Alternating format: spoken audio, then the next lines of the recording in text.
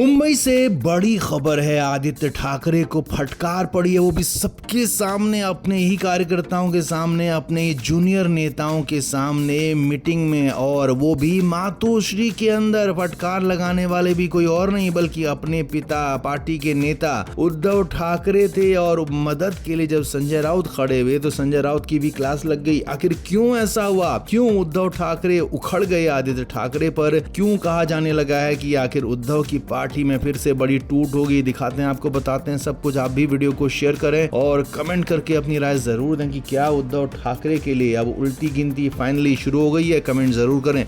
तो उद्धव ठाकरे जैसे तैसे अपनी पार्टी को आगे बढ़ा रहे हैं क्योंकि उनके हालात बहुत ज्यादा खराब हैं। लोकसभा चुनाव को छोड़ दें तो उनकी पार्टी ने कभी भी कहीं भी अच्छा प्रदर्शन नहीं किया। विधानसभा चुनाव में मुंह की खाई, उसके बाद नगर निगम चुनाव में, नगर पालिका चुनाव में बुरी हार हुई, और अब बारी जब राज्यसभा चुनाव और विधान परिषद चुनाव की आ रही है तो उद्धव ठाकरे फिर से फंस गए हैं क्योंकि उनके पास इतना संख्या बल नहीं है कि अपने अकेले दम पर वो अपना राज्यसभा सांसद या फिर विधान परिषद का सदस्य बना सकें। तो ऐसे में अब उन्हें जरूरत है बाकी विपक्षी दलों की, कांग्रेस की, शरद पवार की पार्टी एनसीपी-एसपी की। लेकिन उनके अपने बेटे ने इस पूरे मामले पर पलीता लगाया तो उद्धव ठाकरे भड़क गए। अच्छा, पूरे विवाद की शुरुआत तब हुई जब इतवार के दिन आदित्य ठाकरे ने बयान दिया कि उनकी पार्टी गठबंधन में सबसे बड़ी है और 20 विधायक हमारे पास हैं। तो ऐसे में राज्यसभा की अगर कोई भी जीतने वाली सीट है तो उस पर पहला अधिकार शिवसेना यूबीटी का है। अब ये बात तो ठीक कही आदित्य ठाकरे ने, लेकिन उद्धव ठाकरे को दिक्कत इस बात से नहीं थी, बल्कि दिक्कत ये थी कि आदित्य ठाकरे ने ये बात पब्लिकली कह दी और मीडिया के सामने जब ये बात कही तो उसके बाद उद्धव ठाकरे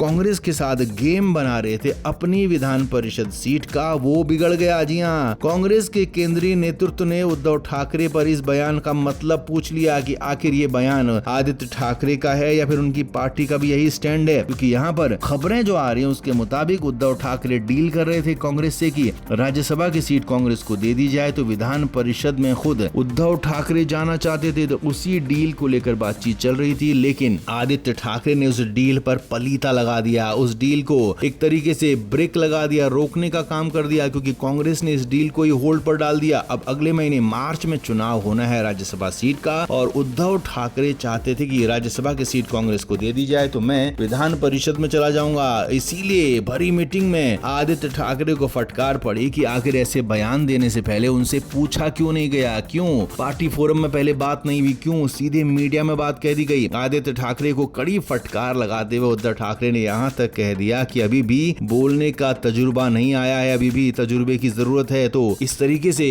इमेच्योर बातें मीडिया के सामने नहीं कहनी चाहिए। इससे न सिर्फ पार्टी का खराब होता है बल्कि अपनी इंडिविजुअलिटी भी खराब होती है। अब यही नहीं, उद्धव ठाकरे यहाँ पर बोल ही रहे थे तो संजय राउत बीच में बोलने लगे और आदित्य ठाकरे के समर्थन में बात कहने लगे कि वैसे बात आदित्य ठाकरे ने गलत नहीं कही। तो संजय राउत को भी क्लास लगी। जी हाँ, सूत्रों के मुताबिक खबर यह भी है कि संजय राउत को भी कहा गया कि आप इस तरह से गलत चीजों को शह ना दें, गलत चीजों पर समर्थन ना करें। हालांकि संजय राउत थोड़ी देर में ही समझ गए कि उद्धव ठाकरे गुस्से में हैं, पारा चढ़ा हुआ है, तो वो चुपचाप बैठ गए। लेकिन आदित्य ठाकरे की जमकर क्लास लगी, जमकर भड़ास निकाली उद्धव ठाकरे ने, क्योंकि अब अगर गेम बिगड़ता है कांग्रेस के साथ तो इसका जिम्मेदार सिर्फ और सिर्फ आदित्य ठाकरे ही होंगे। और इसीलिए उद्धव ठाकरे ने इस पूरे मामले पर आदित्य ठाकरे को बुरी तरीके से डांटा, फटकारा और ये तक कहा कि अगर इस मामले में माफी मांगने जैसी कोई बात आएगी तो उन्हें माफी भी मांगनी पड़ेगी। हालांकि चुपचाप आदित्य ठाकरे सुनते रहे, लेकिन खबरें ये भी हैं कि वो भी नाराज बताए जा रहे हैं। वो अपने पिता की बातों से वो खासे नाराज बताए जा रहे हैं। इसीलिए तो संजय निरुपम ने तक कह दिया कि उद्धव की पार्टी में फिर से बड़ी टूट हो जाएगी। तो कुल मिलाकर ये बड़ी बातें यहाँ पर आई हैं सामने फिलहाल। तो आपका इस पर क्या कहना है, आप भी कमेंट करके जरूर बताएं, वीडियो को शेयर भी करें।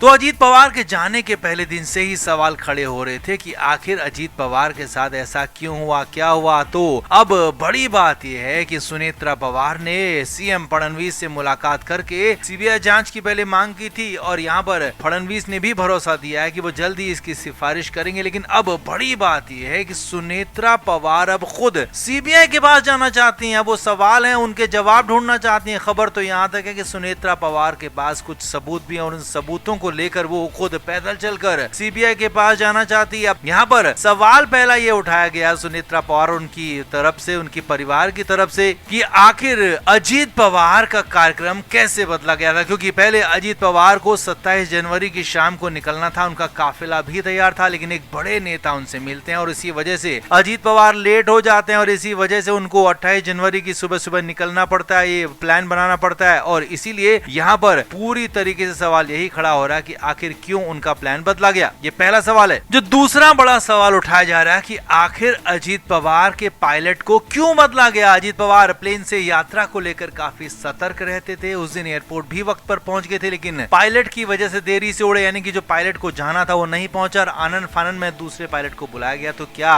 दूसरा पायलट आनन फानन में ऐसे ही बदला गया या फिर कुछ और है कहानी, ये सब कुछ भी यहाँ पर जानने की कोशिश की गई है। तीसरा बड़ा सवाल ये है, जो सबसे बड़ा है, कि क्या इस प्लेन में एक्स्ट्रा फ्यूल टैंक था। ममता बनर्जी, संजय राउत समेत कई नेताओं ने प्लेन क्रैश की घटना पर संदेह जताया था। तो अब यहाँ पर सुनेत्रा पवार, रोहित पवार ने सवाल उठाया कि क्या इस प्लेन में एक एक्स्ट्रा फ्यूल टैंक था और सीसीटीवी फुटेज की भी जांच की जानी चाहिए, क्योंकि ये सिर्फ गैर कानूनी ही नहीं है बल्कि एक्स्ट्रा फ्यूल टैंक एक बम की तरह काम करता है और प्लेन क्रैश होने की कंडीशन में बचने की संभावनाएं पूरी तरह से खत्म हो जाती हैं और ये सबसे बड़ा क्राइम है। चौथा बड़ा सवाल है कि आखिर ब्लैक बॉक्स जल कैसे गए। एयरक्राफ्ट एक्सीडेंट इन्वेस्टिगेशन ब्यूरो यानी कि AAIB प्लेन क्रैश की जांच कर रहा है और ये जांच सिविल एविएशन मिनिस्ट्री के स्टैंडर्ड और प्रैक्टिस के हिसाब से हो रही है, लेकिन अब पता चला है कि 2 ब्लैक बॉक्स थे और दोनों ही जल गए हैं और मैन्युफैक्चरिंग कंपनी से भी सपोर्ट लिया जा रहा है कि ताकि डेटा हासिल किया जा सके। लेकिन बड़ा सवाल ये है कि आखिर जो ब्लैक बॉक्स किसी भी कंडीशन में, किसी भी हालात में, चाहे समुद्र के नीचे हो, बर्फ में हो या फिर ज्वालामुखी में हो, वहां नष्ट नहीं होता, तो यहाँ कैसे ये गड़बड़ा गया, कैसे जल गया। 1000 डिग्री से ज्यादा टेम्परेचर झेलने वाला black box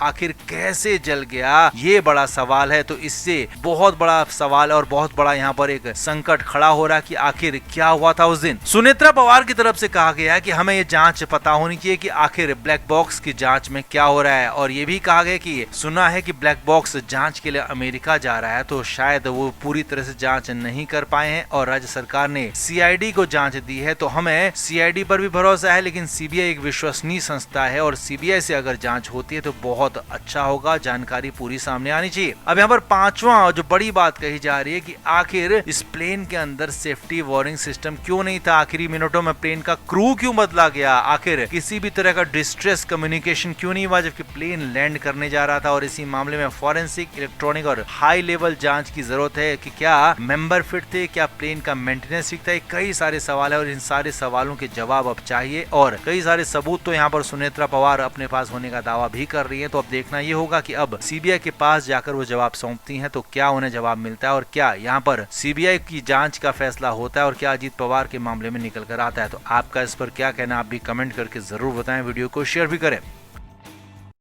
flame media report.